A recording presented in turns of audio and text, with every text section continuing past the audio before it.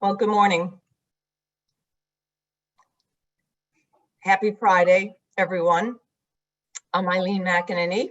I'm the president of the Mass Taxpayers Foundation, and I'm delighted that you're able to join us for our first annual open house.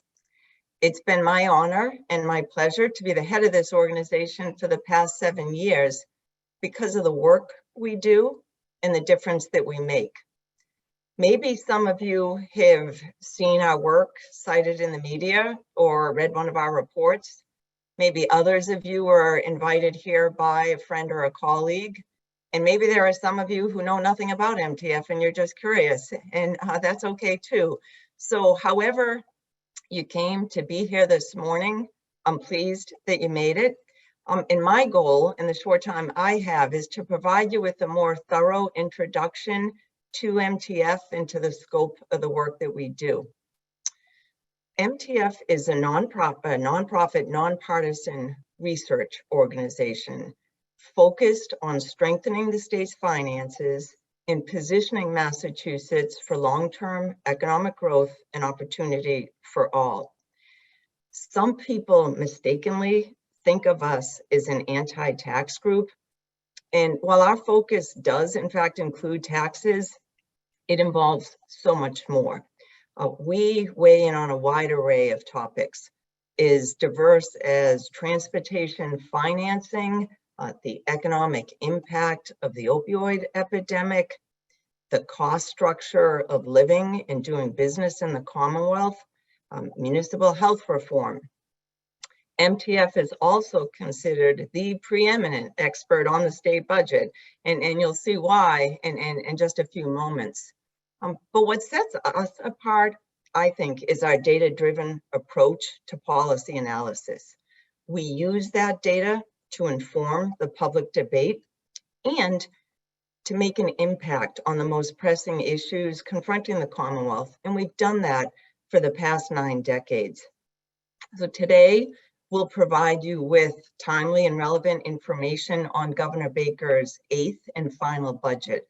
And you'll learn a lot of important information over the next hour. But my hope is you'll also walk away with a sense of the type of the work we do and an appreciation of the value we can provide to both you and your employer. And finally, why you should consider engaging with MTF on an ongoing basis. But before we turn to the substance of the presentation, let me first introduce MTF staff. You can see by the nice MTF blue background who is on staff. Deb has heard me say often, I think that they punch above their weight, and I really couldn't be more proud of them. So I'll ask you just raise your hand as I call your name. But Andy Bagley is our Vice President of Policy and Research. Ashley White is our senior policy researcher and the newest member of staff. Deb Carroll is our director of membership, and Doug Howgate is our executive vice president of research and policy and today's presenter. Let's go over a couple of housekeeping things. So first, I do want folks to know this is being recorded, and really only for the purpose of sharing it with people who signed up and weren't able to join us. I also want to ask everyone to please keep both your computer and your phone, if you're joining us by phone, on mute through the presentation. When we get to the Q&A portion, folks will be able to have a chance to ask their questions directly, and you can certainly take yourself off mute then. And what I would suggest, we are leaving a lot of time for Q&A, but if you have a pressing question during the presentation, please feel free to raise it, and Doug will be happy to answer it, but I'd ask that you use the chat function to do so, okay? And so without further ado, I'll introduce Doug Howgate.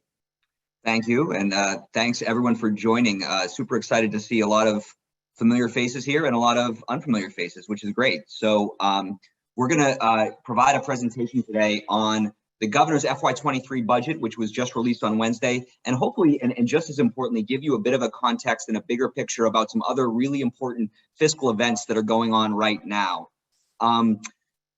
a couple things. The goal is to give a big picture that's really helpful, and also to delve into some issues that I think will be of particular relevance for the Commonwealth, but also for the folks on this presentation. To the extent that I'm not talking about things that you're interested in, definitely put it in the chat, and we're happy to address it.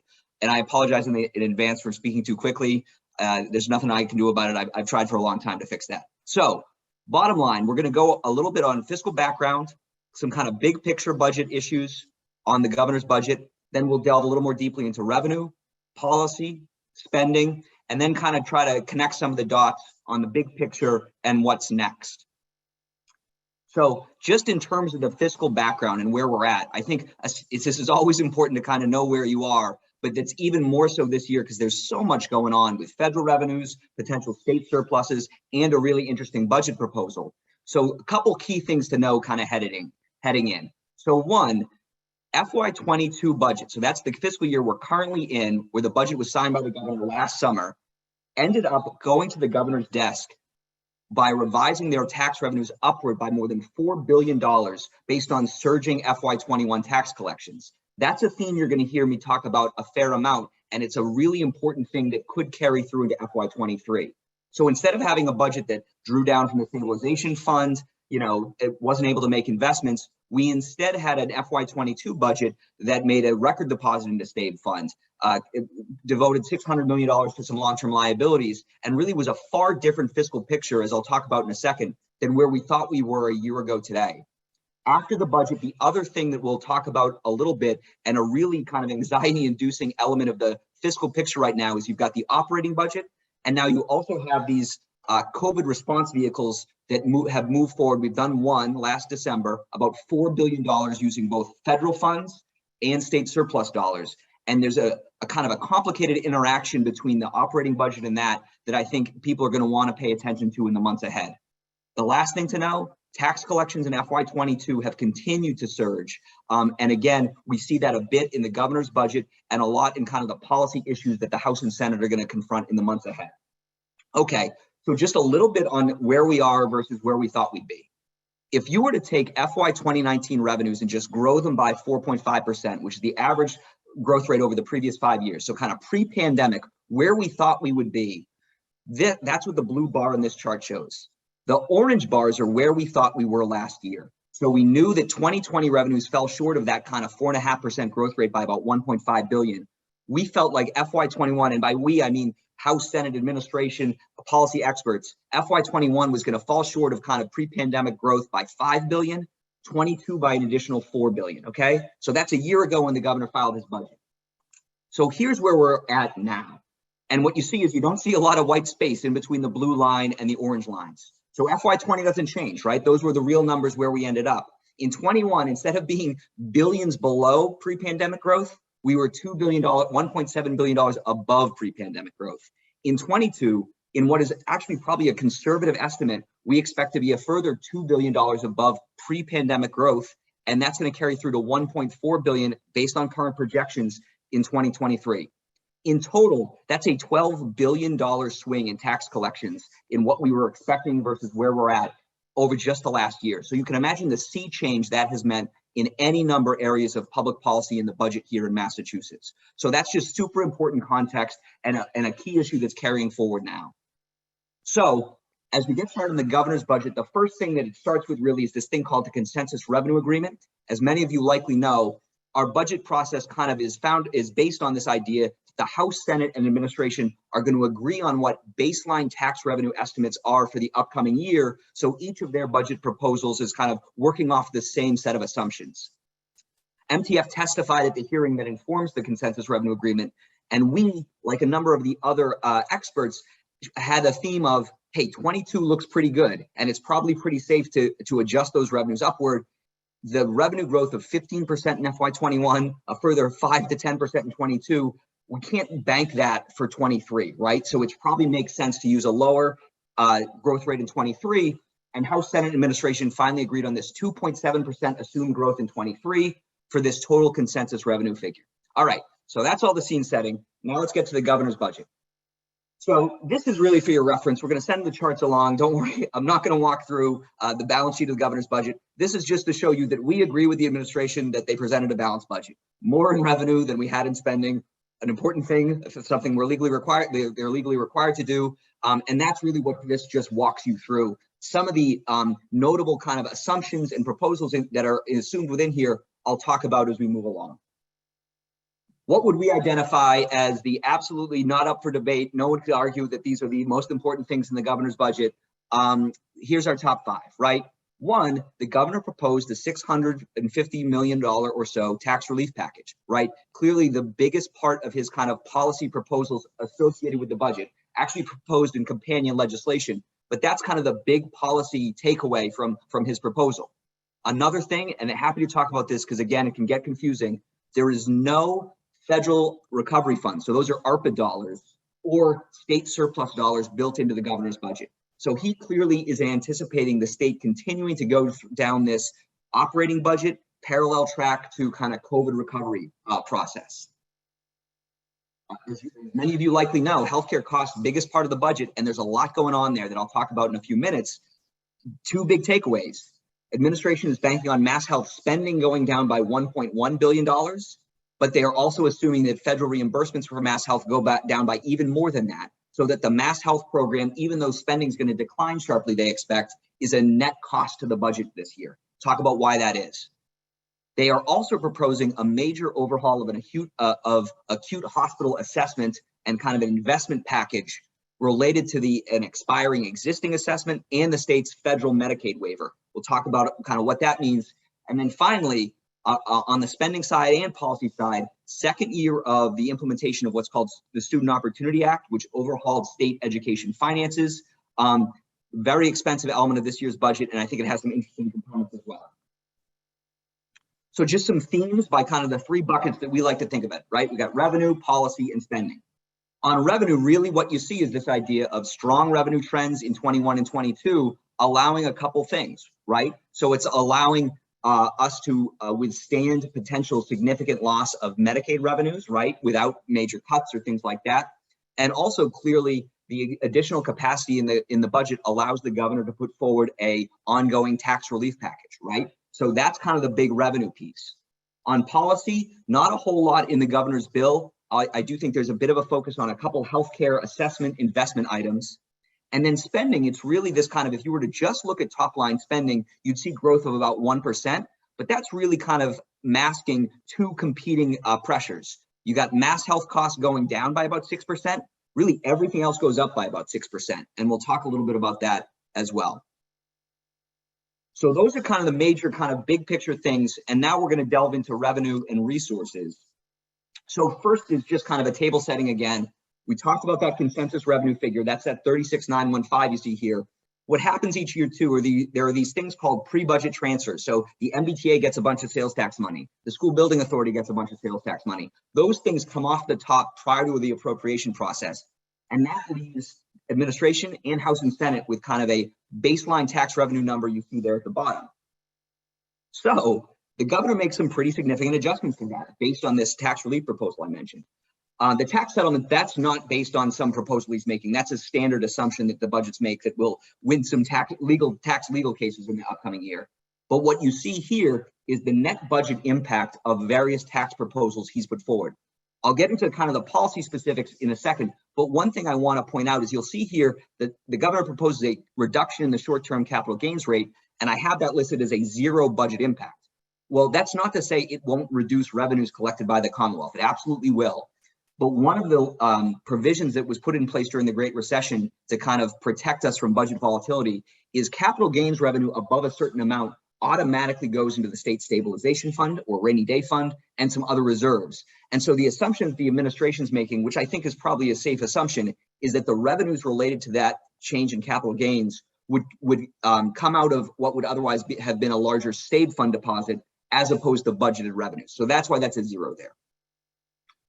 So in terms of what the governor proposed, he actually did 2 things that have a revenue impact. There are a couple tax revenue proposals he included within his budget, which I'll talk about in a moment. And then he proposed this companion piece of legislation, which is a much kind of bigger policy piece with 6 discrete tax proposals. Now, what's interesting about that is that goes through now a separate legislative process than the budget. It'll have its own hearing. It goes through that different kind of mode through the Revenue Committee as opposed to the budget. But the revenue impact is absolutely accounted for in his budget. So what's in there? I won't go into too much details, but just a kind of a couple quick hits. Dependent care and the dependent tax credit. So this is a tax that was changed from a deduction to a credit in last year's budget. And the governor goes further by doubling the value of that. So this is for families that have dependents, often children, and have childcare expenses or other dependent expenses. It doubles the maximum credit on that, and that's a refundable credit. There's definitely a theme of kind of assisting with tax-related housing costs, and you see that through the rental deduction. So currently, you can deduct half of your rent up to $3,000. Governor proposes half your rent up to $5,000. And then the senior circuit breaker, those from the municipal space are very familiar with this. Seniors who meet certain income standards, to the extent that their property taxes, water, sewer, rent exceeds 10% of their income, they're eligible for a refundable tax credit. Governor proposes doubling that. The estate tax, this is something MTF has done research on in the past and worked on in the past. Massachusetts really is an outlier in the estate tax, really in two ways. One, of the 12 states that have an estate tax, we in Oregon have far and away the lowest threshold of when the estate tax kicks in at $1 million. And then even unlike Oregon, once you hit the estate tax threshold in Massachusetts, the tax applies to the entire value of the estate, not just the amount over that threshold. Governor addresses both of those by upping the threshold to $2 million and saying the tax would only apply at the threshold and above. Our short-term capital gains rate is also an outlier, both in terms of tax rates for income in Massachusetts, where all the other major ones are at 5%, and among other states. Governor proposes bringing the short-term capital gains rate in line with other income tax rates. And then a really interesting one as well is we already on the books in Massachusetts, if you have earned income up to a very nominal level, you're in what's called non-tax status. Our numbers on that have gotten pretty far removed from where the feds are, right? And so the governor is proposing increasing those non-tax status thresholds up to the federal level. That's about a 50% increase for single filers, joint filers, little less for heads of household. That's what that HOH stands for. In total, the annualized fiscal impact of this is about $700 million, okay? So that's the big separate legislative tax package. That's not the end of the tax proposals, though. So just a couple other small things to note. One, in the budget, he's proposing a couple kind of modernizations, clarifications. So there is an existing research tax credit on the books. It's ambiguously drafted about who can apply for it, who can't apply, who can qualify for it, and who can't. They clarify it, make it maybe a little more expansive in that regard. That has a cost of about $15 million. And then our state tax code on the income tax links to the federal tax code for a lot of definitions, things like that. But we do what's so-called static conformity. So we conform to the 2005 IRS tax code, right? As you can imagine, the IRS tax code's changed a little bit since 2005. What the governor's doing is proposing updating our conformity to 2022, continuing it as static, which means that if the feds make further changes, we don't automatically piggyback on those changes. And they do decouple us on a business expense deduction that would have a big revenue impact for Massachusetts. And actually, this Internal Revenue Code is what IRC stands for. That has a positive revenue impact. A couple other small things. One thing that MTF has done a lot of work on in the past is so-called real-time sales tax. This is for debit and credit card purchases. It's a proposal that the governor has now filed 5 times. And then please don't ask me any questions about a clarification of when a software license purchase becomes tangible personal property. He's proposed that before as well. All right, so I know that was a lot on tax, but there was a lot going on there. Just a couple other things on revenue I want to talk about. There are 2 places where the governor is assuming some non-tax revenues based on a policy action, right? Something becoming law. One, sports gaming. He's assuming enactment of sports gaming legislation. Now, as you might have noticed, I don't think they really needed the $35 million to balance the budget, right? This wasn't like they were looking under couch cushions to figure out how to get to balance. I think what this really is a policy nudge from the governor saying that he would like and expects to see sports gaming pass this session. Obviously, the House has done it. The Senate has yet to act on it. Kind of the reverse of that is cashless lottery. This is allowing you to buy lottery tickets, scratch cards with debit cards. He's proposed this several times. Senate has done it. House has not. So those are the 2 things that kind of require language. There are a couple other revenue assumptions that I think are really interesting, even though they're not proposing anything new. We'll talk about mass health in a minute, so I'm not going to delve into that. but lottery, gaming, and marijuana licensing. So these are three areas that have really rebounded sharply since the pandemic began. And I believe that the revenue assumptions built in the governor's budget are pretty conservative in every case. And so, for example, I think gaming revenue year to date is about 27% above where it was in 2021, right? Really strong growth. That's not to say we would expect to see 27% growth again next year, but I do think that and marijuana, you're seeing industries that kind of had a hiccup due to when they were rolled out and then with the pandemic, and you're kind of catching up for a little bit of that now. So if I were the House and Senate, these are a couple revenue assumptions I would kick the tires on to see if there was some upside risk. So that's where we're at on revenue. I'm going to go into policy now. And as I mentioned before, I think the big notable thing is this hospital assessment kind of investment package. Just a little bit of background here. We currently on the books have a $417 million annual assessment on acute hospitals. Okay?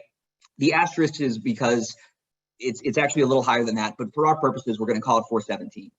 Of that, 160 million of it is tied to healthcare reform in Massachusetts from 15 years ago, provides reimbursements to providers who treat underinsured and uninsured individuals. The remainder is related to our last Medicaid waiver, and basically marries with some federal resources to invest in the healthcare system through accountable care organization investments, other incentive payments. That additional assessment, so the amount above 160, expires in October, and we're also renegotiating our new Medicaid waiver.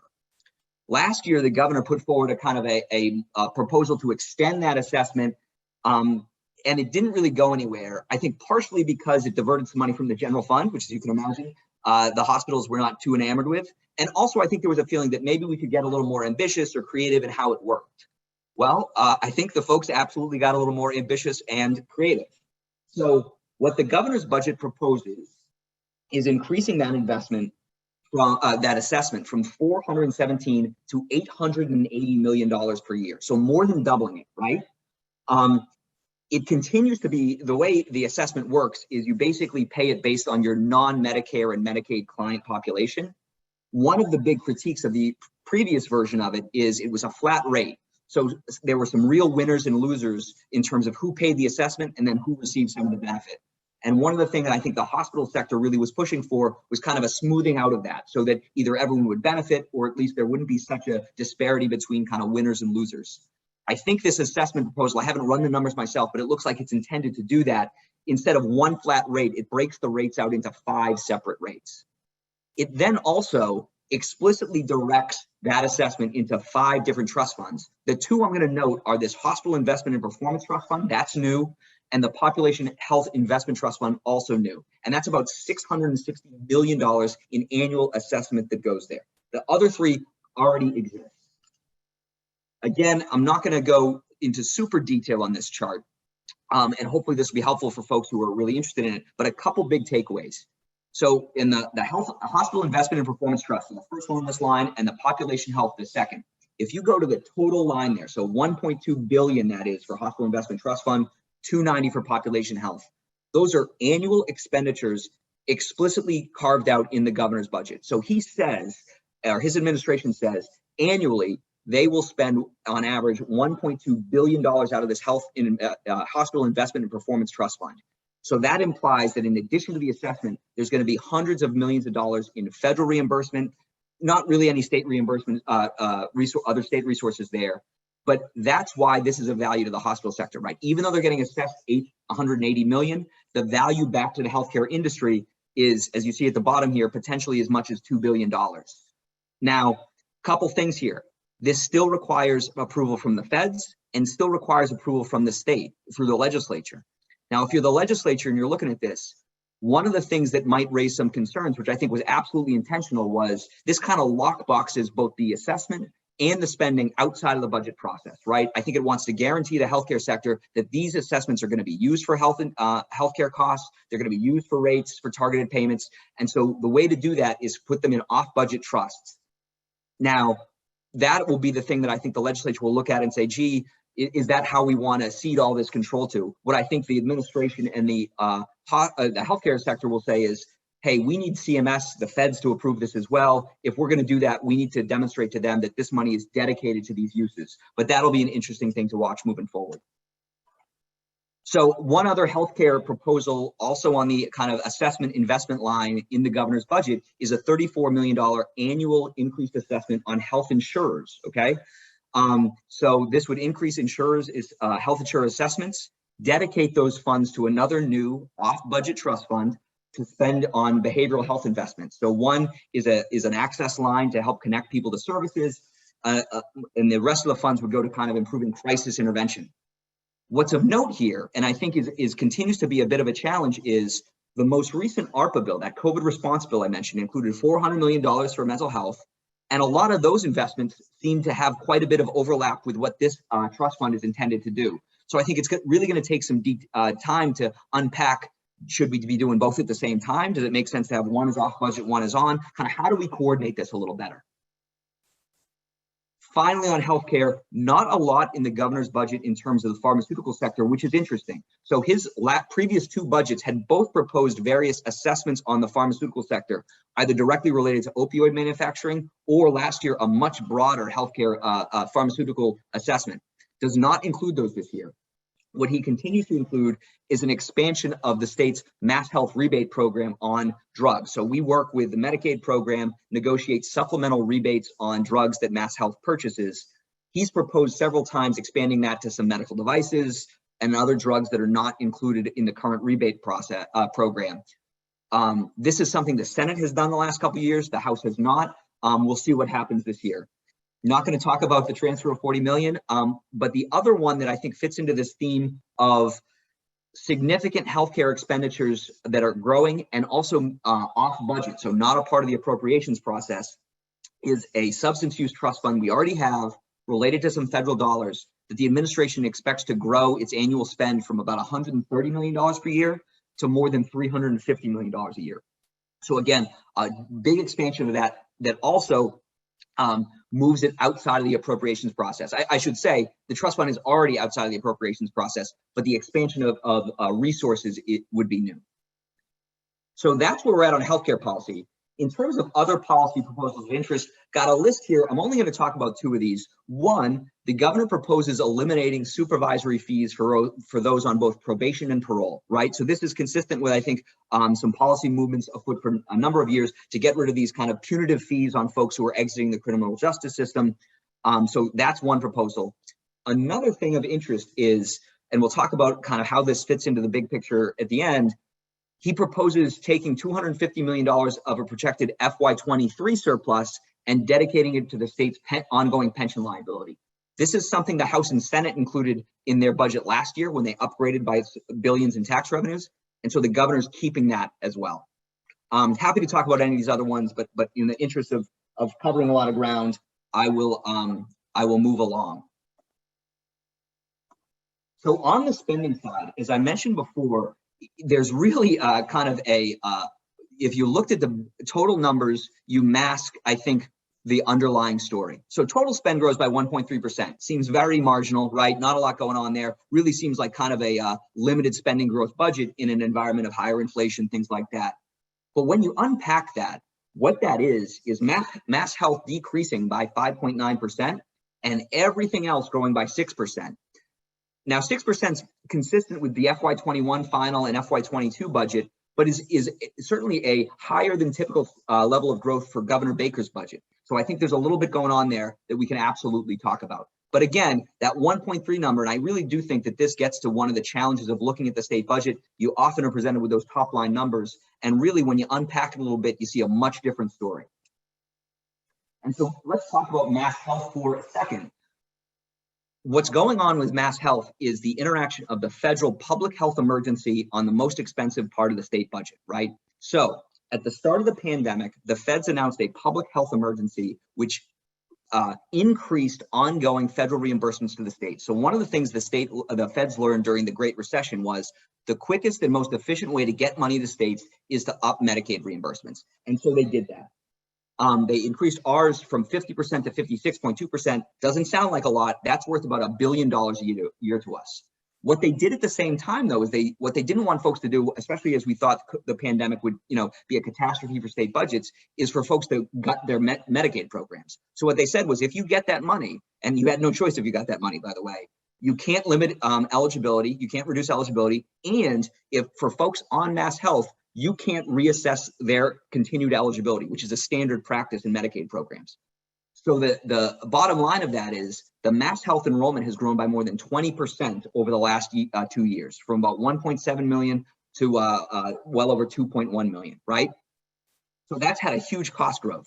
So what's happening in the governor's budget is they're assuming the public health emergency ends in April. That allows them to start redetermining members, which they think will reduce costs by 1.1 billion.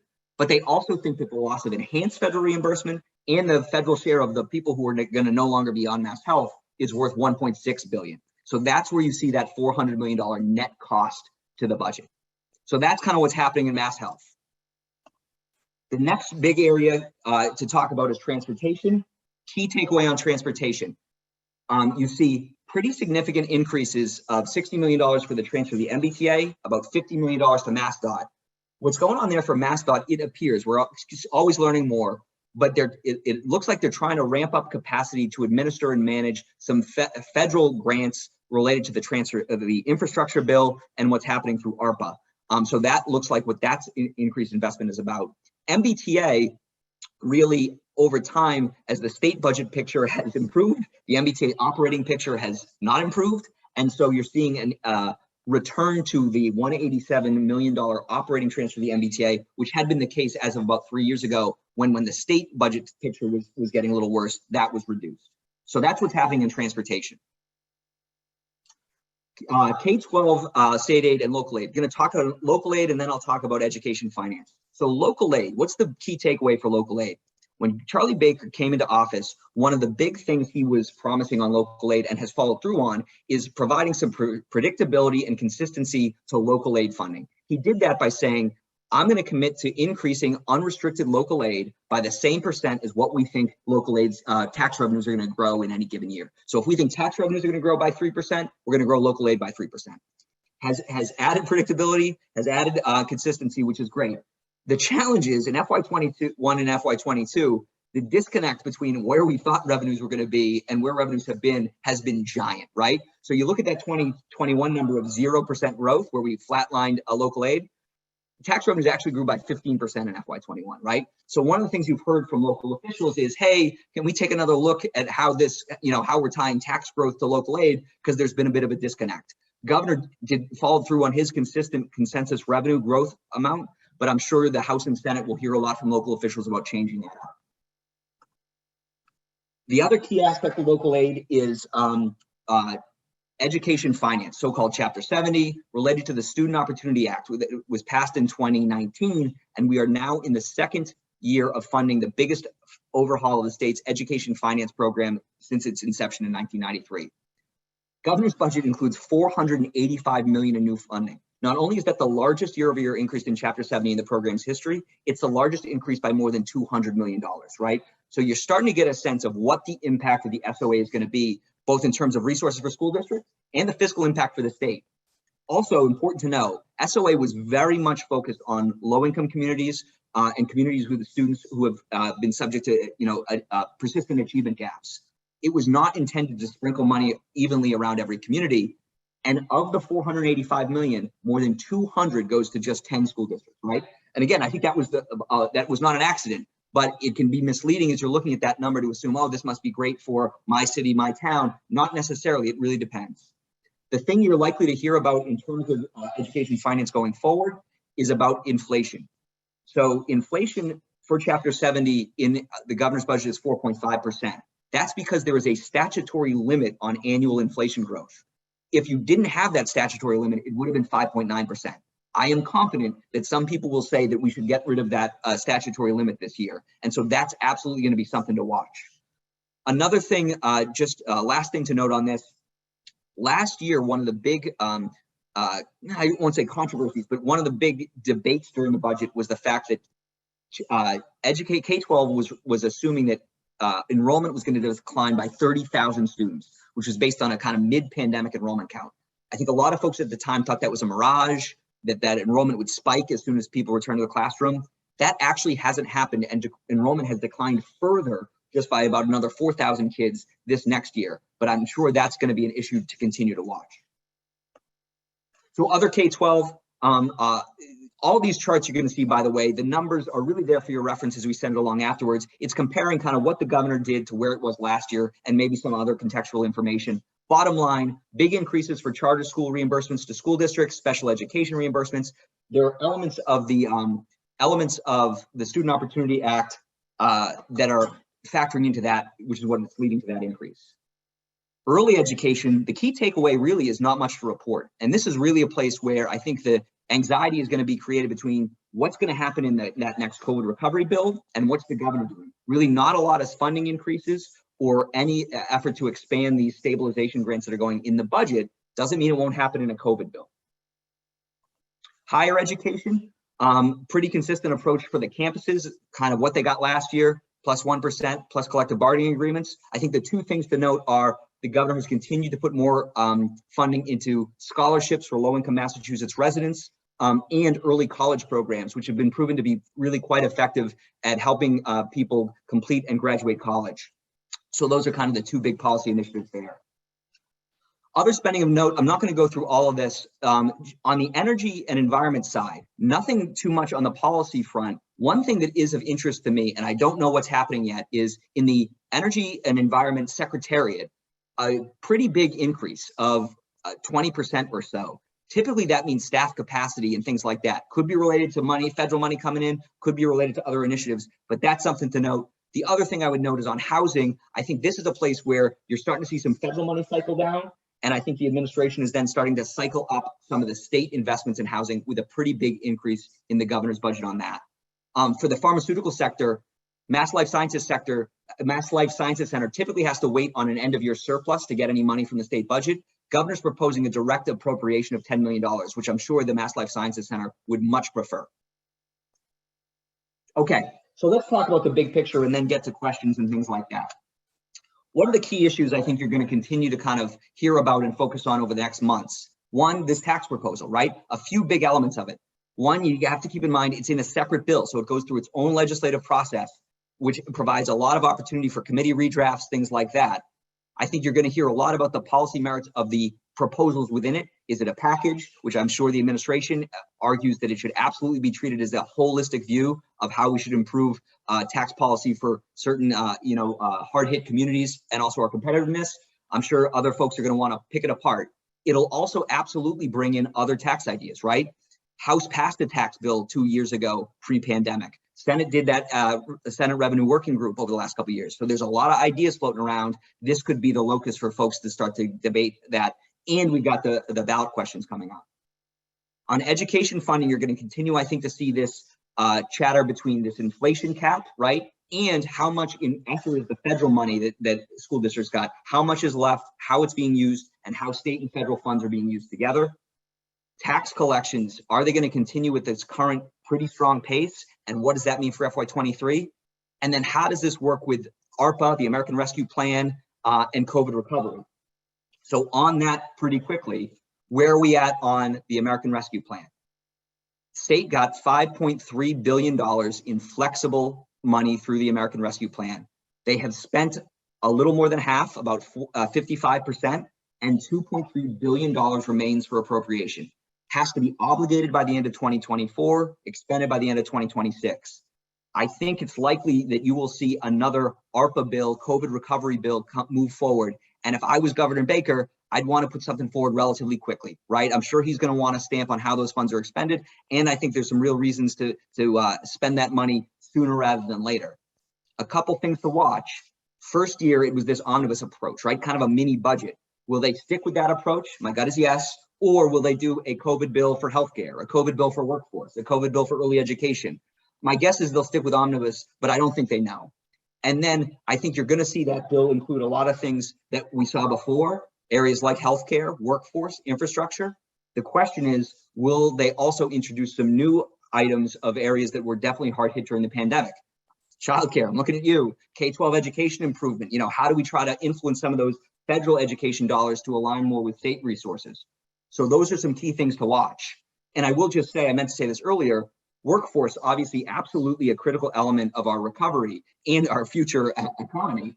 Not much in the governor's budget on workforce, and in fact, a reduction. I think that's the interaction of the COVID bill, but that's, if I'm in the workforce space, that makes me nervous, right? How are we aligning what we do in our regular operation budget to about $175 million in workforce investments in the COVID bill?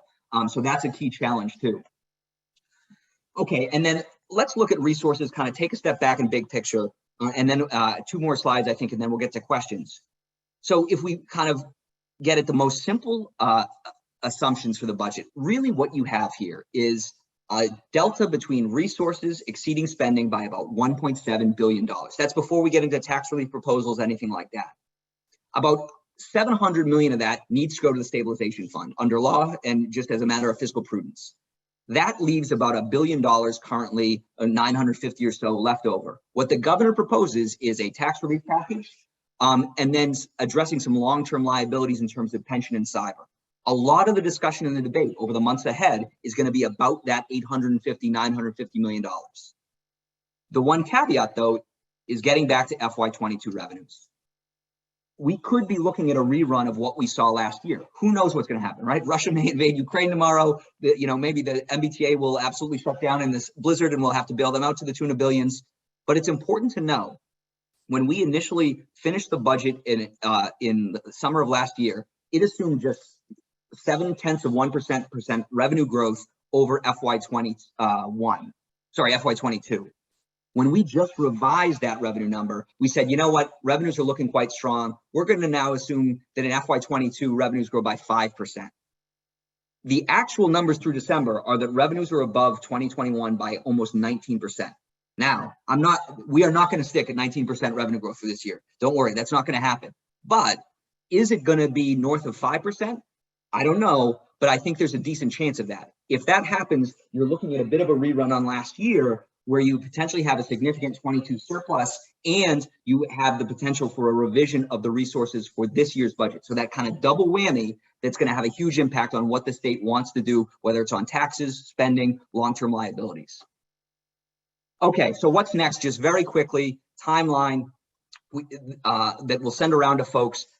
The House and Senate budget are nice because they're relatively predictable, so you can say with some certainty when they happen. The next stage in the process is really House and Senate hearings over the next couple months to really kick the tires on the governor's budget. And what I'm sure you're going to hear a lot is how that interacts with COVID recovery and all those other resources, the federal infrastructure bill, that are happening right now. So I know that was a lot. I'm sure I followed through on my promise to speak too quickly, but happy to take any questions. Sure. So Doug, while people are thinking about questions, and I do have to say, you probably provided 2 hours worth of information in 40 because of your ability to speak so quickly. So action-packed. But I wanted to return to, you mentioned a couple of times, and certainly in the context of education, you talked about inflation, right? Yep. But for folks, I mean, this conversation is happening against a backdrop of inflation pressures we haven't seen in decades. And so how much of the budget growth, that 6% growth, represents a cost, like increased cost, and how much of it is real growth? Can you talk about that a little more? Sure. So great question. And there's kind of 2 ways to look at that. So one, and something we will start to do in the weeks ahead, is there are some line items that are inflation driven, right? You look at whether it's GIC with healthcare inflation, as the Group Insurance Commission is providing benefits or paying for insurance for state employees, and then some grants for certain programs. Really, there's no direct inflation impact. And so it's going to take some time to pick through the 700 line items in the budget and try to really identify and segregate out inflation. That said, it's of interest to me that if you look at the federal inflation rate for state and local purchases over the last year, it's 5.9%. And if you look at non-mass health spending growth in the governor's budget, it's 6%. So the fact that you see those numbers are pretty similar, to me, at a big picture level, I think you're absolutely seeing some impacts of inflation. So I'm going to read a couple of the questions that people posed when they registered. And again, if people do have questions, please do raise your hand. But one has to do with workforce training. I know that's on a lot of people's minds, given the pandemic and the shift of people to different sectors and the large number of job openings, and so forth, it doesn't seem like workforce training was a particular focus of the governor's budget. Yeah. Can you talk about maybe why that is? Yeah, and that again will be, so first of all, one of the challenges with workforce funding in the budget is you find it everywhere, right? There are workforce line items in obviously the Executive Office of Labor and Workforce Development. There are workforce programs in the higher ed sphere, in the K-12 sphere, in the economic development sphere. And so it's never totally clear how much coordination there is between all of those. And so what you see is, what you could see is each of those areas ratcheting that down a little bit because of what happened in the COVID recovery bill. And you have this kind of aggregating impact where all of a sudden workforce spending is going down by 15%, right? Important to note, the COVID response bill included $175 million for workforce, and that's a huge expansion of what the state resources are typically used for. And so I am sure there is a bit of a substitution effect where the administration is relying on some of those resources. The challenge for that is ongoing, right? You look at funding for Department of Career Services and things like that, which is going down in a couple of places in the governor's budget. Now, absolutely, you could probably use some ARPA funds for that, but we're probably going to have some workforce challenges after ARPA funds are gone. And so it's really making sure the administration, the House and the Senate understand how to coordinate those two, so we don't have this kind of whack-a-mole of now we're spending a ton off budget, and that's creating a long-term structural area in workforce on the operating budget. Okay, so we're getting a couple of questions about Mass Health, right? Yep. And one is, why is the assessment down so much? And the other has to do with the fact that the governor's numbers assume some changes, big changes, yep, right? That have large dollars associated with them. And the legislature doesn't always agree with some of those assumptions. So if, those assumptions kind of don't come to pass, yep. So I think that what's the impact on the budget?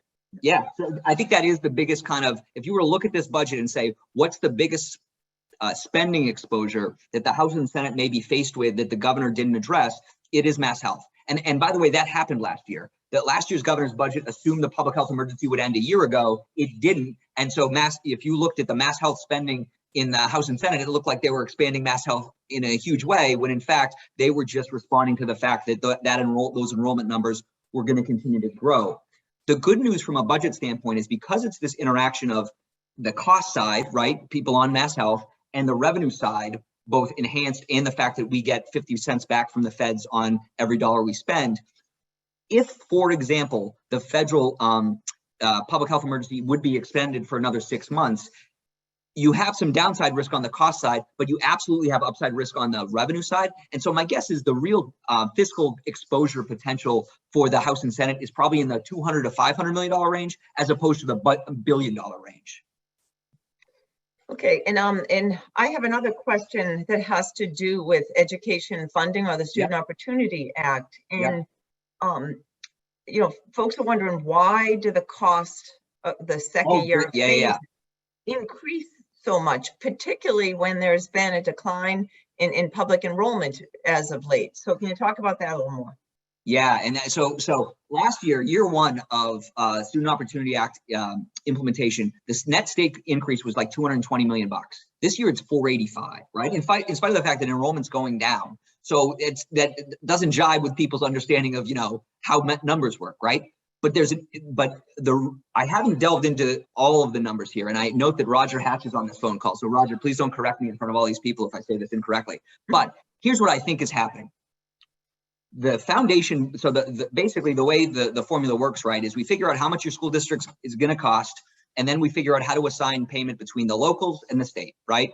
Well, as the foundation budget is going up for some of these districts pretty significantly, there are some speed bumps placed in the law about how much we can ask a community to increase their own contribution in any given year. So we could have a low-income district where their foundation budget is going up by $30 million, but their local contribution growth may be capped at 2%, right? And so essentially, that's instead of it being a state-local partnership for the increase in the foundation budget, the state essentially gets on the hook for all that. So as foundation budgets grow faster than the ability of the locals to contribute, that shifts costs to the state, right? The foundation budgets don't change. And so I think that's what you're seeing in places like Springfield and Chelsea and Everett, right? Their foundation budgets are going through the roof because they have a lot of low-income students, English language learners, all the things that the SOA is like, we need to be more appropriate with how we fund those.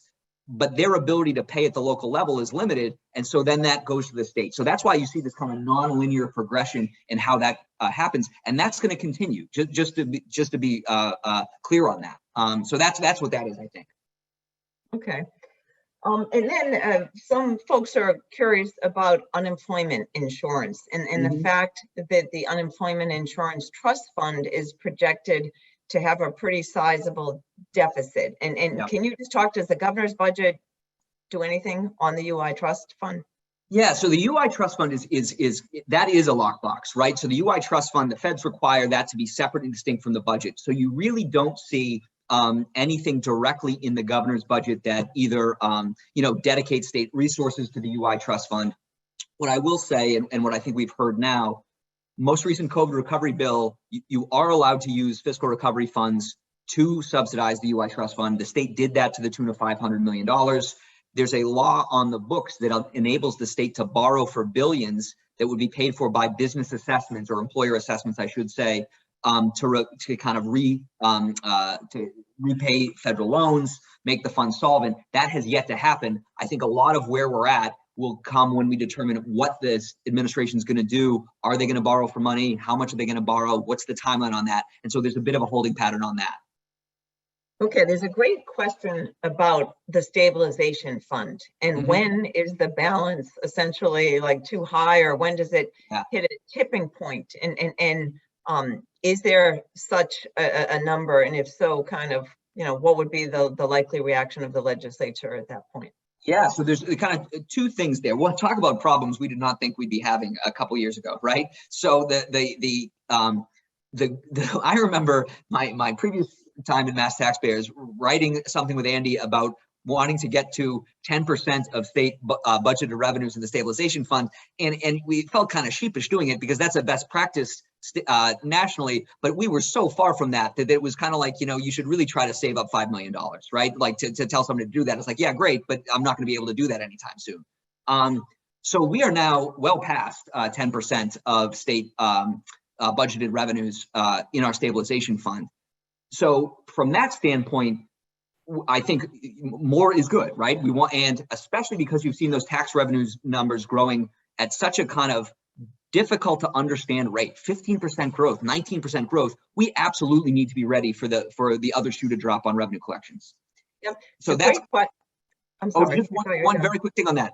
There is in statute a provision that says the stabilization fund can only be up to, I believe, 15% of budgeted tax revenues. Maybe it's total revenues. I need to go back and look. And at that point, the money goes into something called the tax reduction fund and gets paid out into rebates and taxpayers. And so again, that's an element of the general laws that I don't think anyone's dusted off in a number of years. And we all need to take a look at, wait a second, when does that kick in and how close? I don't think we'll get to that in FY22, certainly, but 23 and a year, that is something that I think folks are going to need to pay attention to. Okay, and great. There's a question you had mentioned about the timing of a COVID relief bill and certainly the inclination of the governor to want to move it quickly. But can you talk about some of the other time pressures like federal requirements or maybe other political pressures? Yeah, so I mean, federal requirements there are no, aside from them wanting to make sure the money, I'm sure there will be informal pressure from the feds to say, hey, it'd be great if you could show how wonderful these investments were in time for midterms next year, right? Or this year, I mean. But the only real federal requirement is that 2024 obligation, right? So we need to be mindful of that, and that's coming up faster than we think. In terms of kind of internal time pressures, and I was on a thing earlier this week where I tried to make this point as well. You kind of got two things going on, right? You got some programs that can spend a lot of money quickly and in a way we understand what the impact is going to be. The state water sewer infrastructure programs, the UI trust fund, right? There are some of those things where there's a real value to getting that money out the door because the more you spend, affordable housing creation, it's going to work.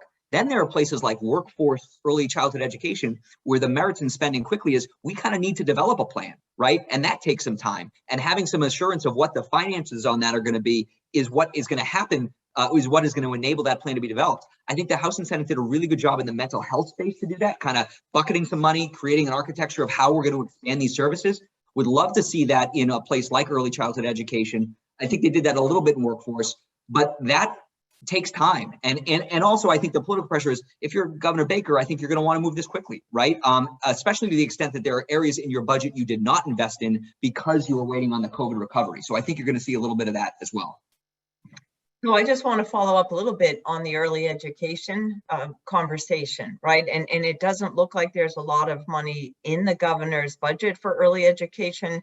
But I think that, as you had indicated, that there may be opportunity with respect to some of the federal funds. We also know that employers care quite a bit, right, about early education. Some of those challenges were laid bare during the pandemic, and the fact that many people have left the workforce because of inadequate early education. So any thoughts about, in the short term, what may be happening, and then potentially longer term with some more significant reforms? Yeah, so just quickly, kind of three things going on there, right? Build Back Better, if it had passed, would have meant literally billions of dollars for the early education system in Massachusetts. Obviously, that looks less likely, but a bit of a holding pattern. There's a lot of work going on at the state level about what we want to do. In the meantime, there was a dedicated source of funding in the ARPA for childcare stabilization grants. Those funds are kind of, the federal version is expiring in about a month. The state is committed to continuing them through at least July, through the end of FY22. To me, a good place to start there would be continuing some form of those stabilization grants, using some of the existing flexible federal funds to kind of buy us some time, see what the state wants to do, figure out where the feds are at. Great. So I think that takes us to our closing hour. So I think, Deb, were you going to? Yes, yeah. Thanks, Eileen. Thank you all for participating in this morning's briefing of Governor Baker's fiscal year 2023 budget proposal. It was great to have a diverse group of businesses, large and small, nonprofit and institutional leaders, as well as our business partners, join us on this call. Today's virtual discussion is an example of the monthly policy call that we do each month for our members. This year's monthly policy calls are listed on the screen, and as you can see, it covers a wider range of topics. These monthly sessions are concise and focused, allowing our members to engage with MTF experts like Doug and other members on pressing specific topic matters. For more information on Mass Taxpayers Foundation, our publications and membership, please feel free to reach out to me directly and visit our website. We will be sharing the presentation slides with you early next week. This concludes today's discussion. We appreciate your time this morning, and the staff and I wish you a great rest of your day. Thank you so much.